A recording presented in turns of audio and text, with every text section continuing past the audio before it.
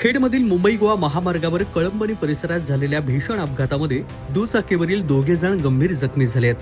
अपघातानंतर महामार्गावर निर्माण झालेल्या गर्दीमुळे आणखी एक अपघात घडल्याची घटना देखील समोर आली. 2 एप्रिलला दुपारी अपघात झाला. या घटनेमुळे काही काळ परिसरात तणावपूर्ण वातावरण पाहायला मिळालं. मिळालेल्या माहितीनुसार मुंबईहून खेडच्या दिशेने येणाऱ्या दुचाकीला अज्ञात वाहनानं पाठीमागून जोराची धडक दिली आणि या धडकेनंतर दुचाकीवरील दोघे जण गंभीर जखमी झाले आहेत. धडक इतकी जबरदस्त होती की दुचाकी नियंत्रण सुटून महामार्गावरील पादचारी पुलावरून जाऊन कोसळली. अपघातानंतर जखमींची अवस्था गंभीर होती.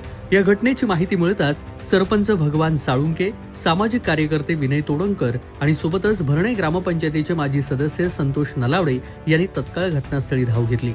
त्यांनी तत्परता दाखवत जखमींना त्वरित कळंबणी उपजिल्हा रुग्णालयामध्ये उपचारासाठी दाखल केलं. त्यांच्या ह्या मदत कार्यामुळे जखमींना वेळेत वैद्यकीय मदत मिळू शकली. अपघातानंतर महामार्गावर मोठी गर्दी झाली होती. अनेक जण या ठिकाणी जमलेले होते आणि याच दरम्यान अजून एक दुसरा अपघात घडला.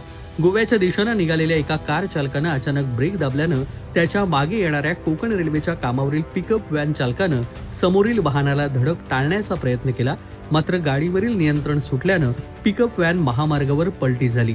या दुसऱ्या अपघातामध्ये पिकअप व्हॅन मधील दोघे जण किरकोळ जखमी झाले आहेत. सुदैवाने या घटनेत कोणतीही जीवितहानी झालेली नाही.